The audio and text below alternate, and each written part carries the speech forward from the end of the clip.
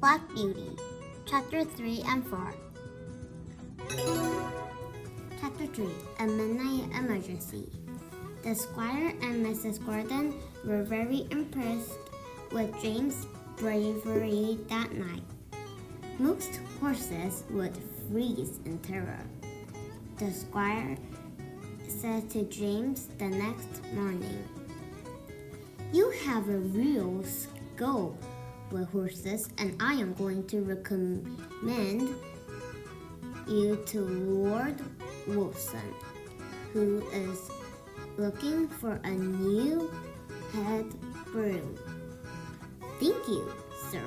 I am grateful for you." James blushed as if he was embarrassed, but he didn't need to be. He had saved both of me and Ginger that night. We were all pleased for him when he was offered the job, but we were also sad because we would never see him again. "Who will take my job here?" James asked John. "Joe Green, who lived at the lodge." "That kid?" James said. "He knows nothing about horses." "He knows nothing now, but he'll learn.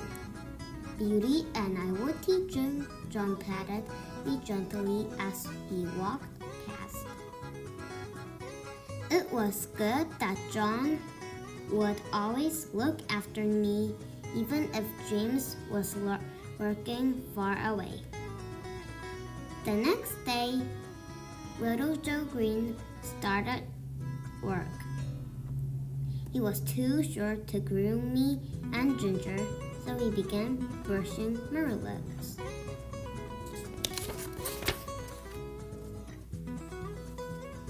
"He keeps mauling me about," Marilla's complained after the first time Joe tried to groom him. But after another week, Marilla's admitted that Joe was already getting better at caring for him. Eventually, James had to say goodbye. He patted each of us and thanked us for being such great horses to work with. Of course, we couldn't tell him how grateful we were to be cared for by him, but I think he knew. As she walked away, he dragged his feet and dipped his head low with his carpet bag thrown across his shoulders. John now had to train Joe Green to be a good, stable hand. A few days later, I was settling down for the night when a cry went up and I heard feet running outside. John rushed into my stable. "Quick, Beauty! Mrs. Gordon has taken ill, and we must fetch the doctor before it is too late." John saddled me, and we started off in the darkness. He didn't need to use his whip or spurs. I sensed the urgency. Mrs. Gordon was my lovely mistress who had given me the name Black Beauty, and now she was in danger. I wanted to help her.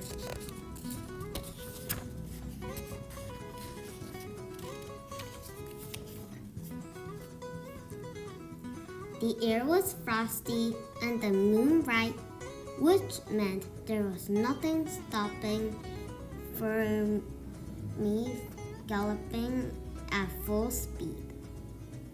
John pulled me up when we reached the bridge, and I'm sure he would have taken the second half of the journey at a steadier pace,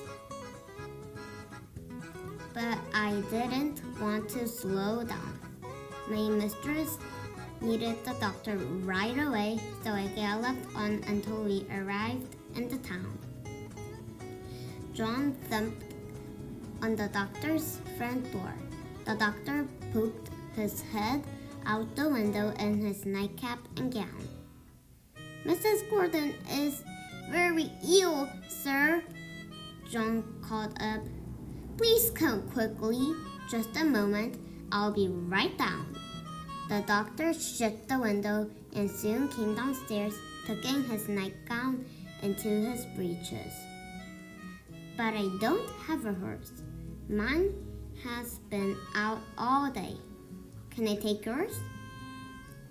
"I was supposed to rest him and ride him home in the morning," John said. "He has galloped the whole way here." I sensed the edginess in John's voice.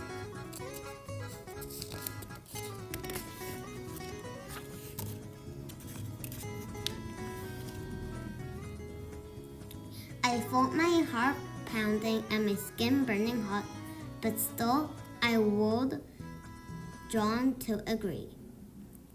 My mistress needed the doctor, and I was the horse to take him to her. "Okay," John said, "but take care.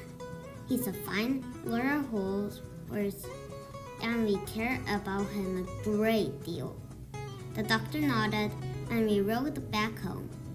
The journey took longer than on the outward run because the doctor was heavier and not such a good horseman as John. But we arrived at last as the doctor rushed inside to my mistress. I was glad to be home.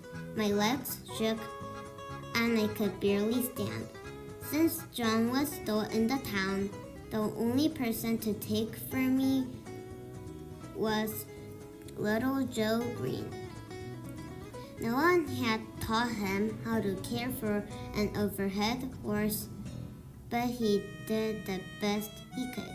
"You're too hot," he said as he rubbed me down. "I'm not going to give you a blanket so that you can cool down."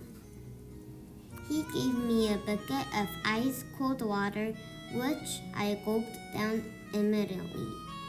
Then he left me alone, thinking that he had done everything right.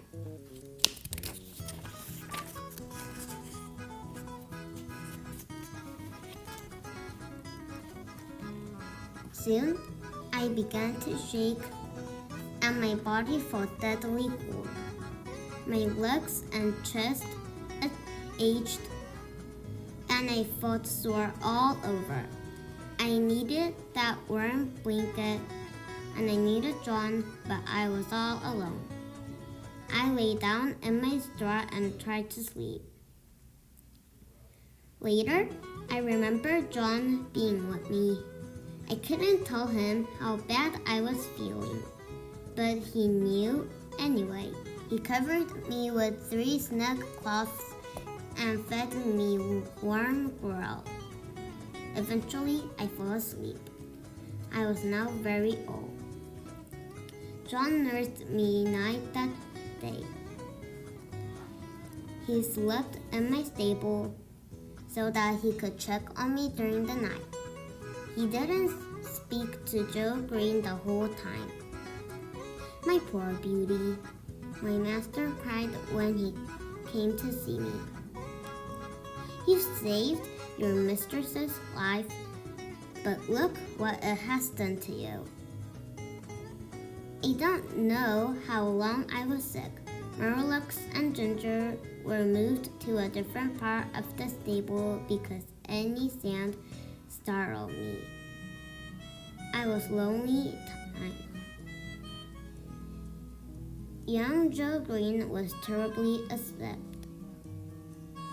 He'd done his best and didn't know how to care for horses back then.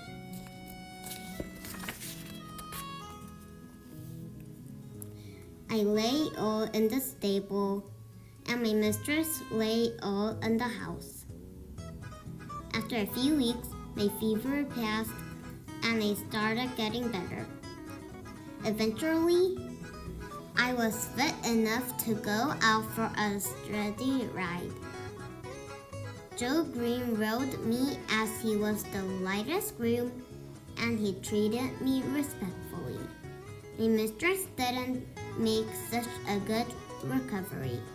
The doctor said she needed to be moved to a warmer country. The house was to be shut up while she and the master were away. That meant that Marilux, Ginger, and I needed new homes, and John and Joe had to leave us to find new jobs. The day Mrs. Gordon left the house, she said to be carried to the carriage because she was too weak to walk. Ginger and I drove her to the train station. Everyone cried as she said goodbye, and it was a sad party that returned to the house for the last time. The next day, Marilux went to live at the vicarage, and Ginger and I left for our new home at Earlshall, uncertain what lay ahead of us. Chapter 4. Problems at Earlshall. I wasn't looking forward to changing homes, but Ginger was coming with me. We were given bright stables next to each other, and the other horses were pleasant enough, but things started to go wrong as soon as we were hitched to the carriage for the first time. At Earlshall, they used the check rein, which was a horrible thing that I'd heard about but never experienced myself. The check rein was an extra strap that fitted from the bit in my mouth over my head and attached to be harnessed across my back. It stopped me from lowering my head. It was the fashion to have horses' heads held high, but it was terribly painful, especially if we had to pull the carriage uphill. Squire Gordon had never used the check rein, but Ginger knew exactly what it was and how badly it hurt. To begin with, Ginger didn't complain. York, the coachman, knew we weren't used to this rein, so he didn't tighten it too much. But her ladyship wasn't happy. For goodness sake, York, tighten that rein. I will not have the horses with their heads so low, she complained bitterly. I could feel Ginger's temper brewing as she stood beside me.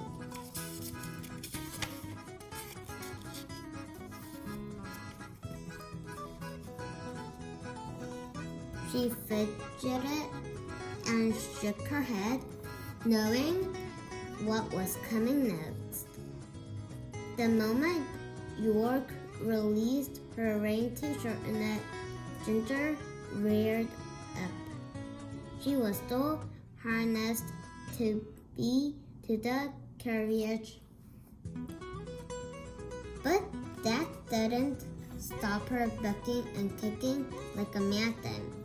Somehow, she managed to jump over the carriage pole. She ended up lying on the floor with York lying on her head and stopped her rearing again. In a mad frenzy, the grooms unbuckled me to release me from the carriage, and they led me back to the stable. I was still dressed up in the checkering, and I wanted to kick out just like Ginger, but I knew that good horses didn't behave like that. Eventually, Ginger was led back into her box. She looked rather shocked. York came over to me, his face red with anger. "I hate this check race," he said, as he released me at last. "But I have to do what her ladyship tells me."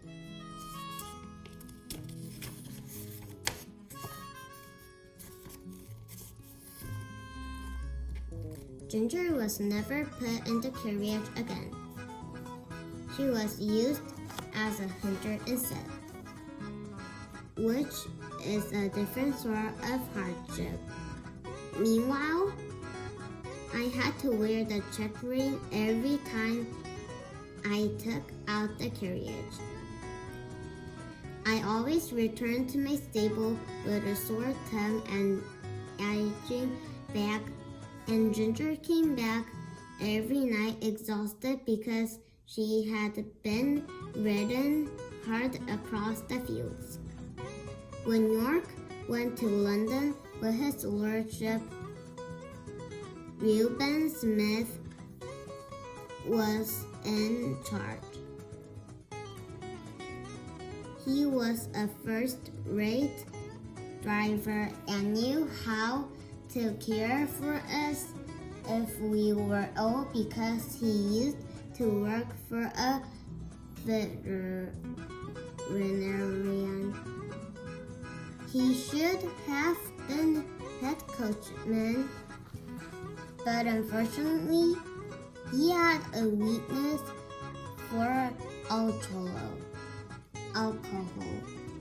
Mostly, he avoided it, but sometimes he got tempted. He would drink too much and behave very badly. One day, Reuben took me for a ride. We stopped at the White Lion, and I was cared for by the inn's own stable hand while Reuben went inside. When he came out, he was in a full temper and could hardly walk straight. "Excuse me, but I think your horse has a loose shoe," the stable hand said.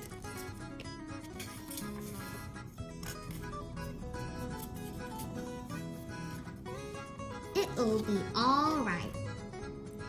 Out of my way." Reuben pushed the man aside and mounted me roughly. He rode me just as carelessly,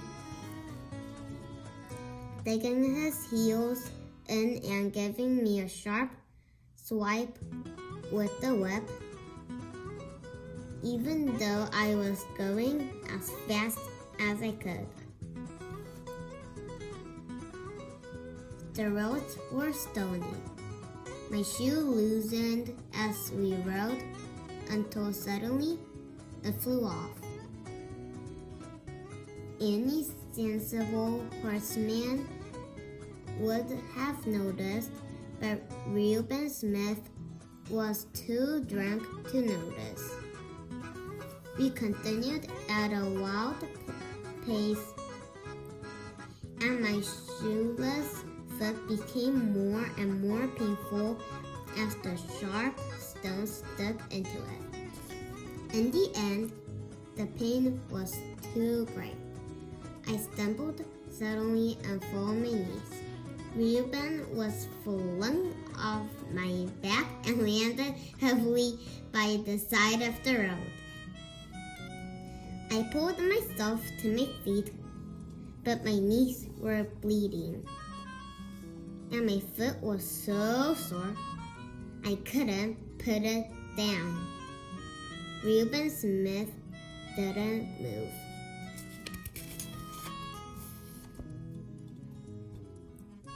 After a while, I heard another horse approaching.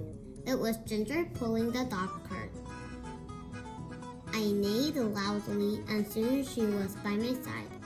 Two men jumped down to help Reuben Smith, but sadly, it was too late for him. "This horse has thrown him," one of the men said rudely. His words cut as painfully as a whip. I had never thrown a rider in my life. Robert, a groom, came over, and the moment he saw my wounds, he knew that something was wrong. "It's not Black Beauty's fault. There is a stone wedged in its foot. No wonder." He went down and looked at the state of his knees. They put poor Reuben in the cart, and I limped home with Robert. Next morning, the farrier patched me up as best he could. "His joints are okay," he said, "but he'll be scarred for life." He was right. The wounds did heal, but now that I had ugly, scarred knees, my lord and lady didn't want me any longer. And that is how I ended up in the first ever horse fair.